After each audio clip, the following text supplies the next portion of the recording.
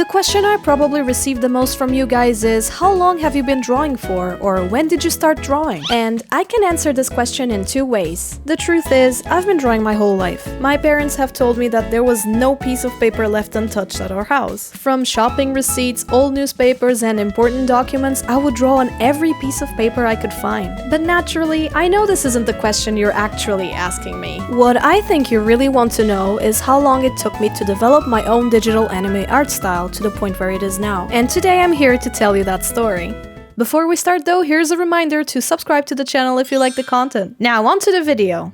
I can't lie to you, the truth is I started drawing anime in around 2007 or 2008. In Portugal, cartoon TV channels used to air a lot of anime in the early 2000s. I was born in 1997, so I grew up closely with shows like Cardcaptor Sakura, Ashita no Naja, Sonic X, Ojamajo Doremi, Captain Tsubasa, Digimon Adventure, and so many others. As a kid, I knew there was something different about those cartoons compared with others. I loved my Disney movies and Cartoon Network shows, don't get me wrong, but there was something about these big-eyed characters in a somewhat realistic but not really style that attracted me more than anything else ever could. Before I got to middle school, I learned from an art teacher that this style of cartoon came from Japan and it had a name: anime. Now, did I already have my own anime style back then? I would say so, sorta. You see, for me an art style can be described as the somewhat consistent way you draw things. Let's assume you draw the body of a character, then you have to draw hair and some clothes, and then you have to draw a face. If each one of these parts were in a different style, it would look really weird. Being able to make everything look cohesive is a problem-solving skill that I call following an art style.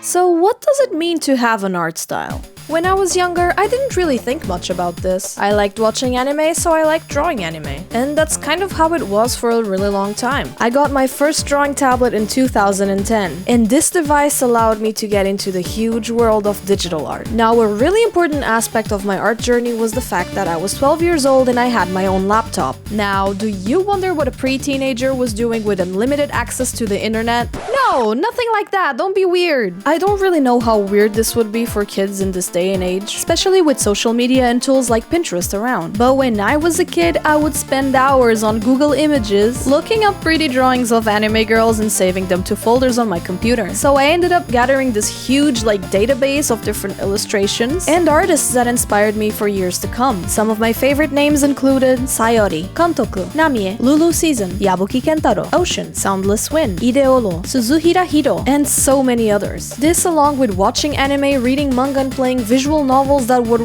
way too complicated to download for some reason, ended up inspiring my work consciously or subconsciously. See, I already knew how to draw anime characters from memory because I was doing it for so many years, even if they looked like this. But getting good at drawing and then drawing things from memory while allowing yourself to be inspired by others is how you develop your own style.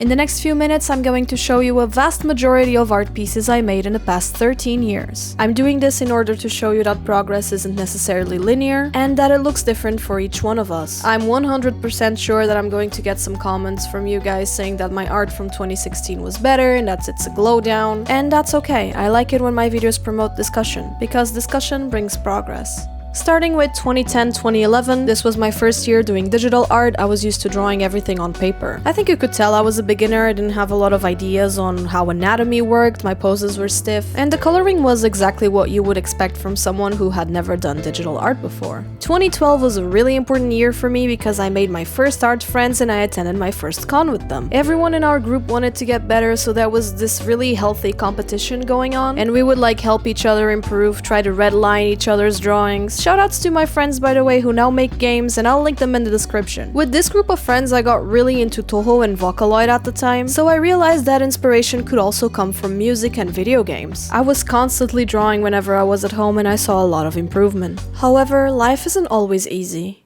In 2015, I got into college. And you're probably wondering, so what, you went to art school, no? Not initially, no. I chose a scientific field. I have a degree in chemistry. Why, you ask?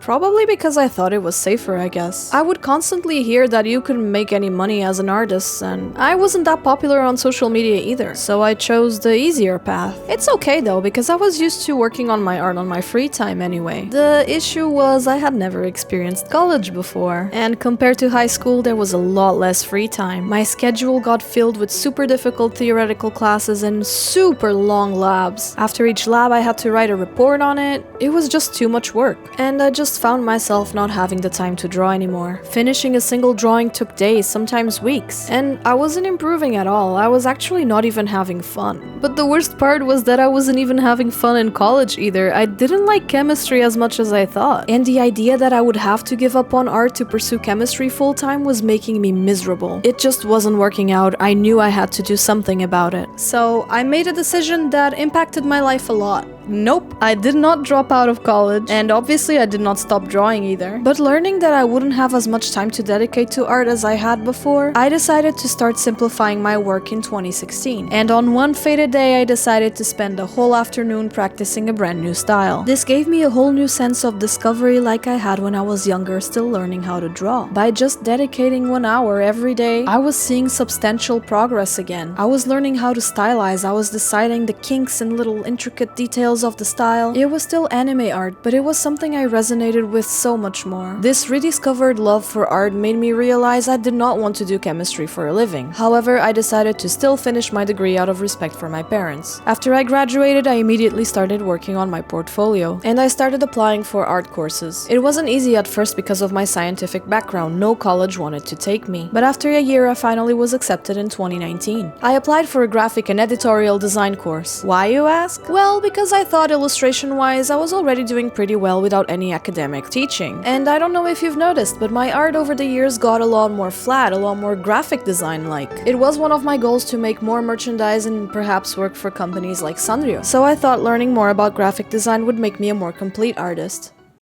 As a lot of you already know because of my VShoujo video, 2022 was the first year I started actively working on my art and social media full-time. I worked really hard on my video editing skills and finally blew up on TikTok. At this point I was doing commissions, selling at cons, and doing Twitch. So I definitely drew a lot this year. I got to see my art in so many different contexts. From websites, Twitch overlays, emotes, VTubers, apparel, merchandise, heck even a Discord bot. When 2023 started I had a better understanding of what I wanted to do. The truth is, drawing commissions all day was really not for me. I guess spending your whole day drawing characters you don't exactly care about for complete strangers made me not really want to draw on my free time. And please do not take this the wrong way, I'm super thankful to all my commissioners for trusting me with their art, but I guess I needed some more time to work on, I guess, a passion project. So I decided to become a VTuber and start talking about my art experiences with you guys. And I'm so glad I did. And with that, we're finally done. That was 13 years worth of illustrations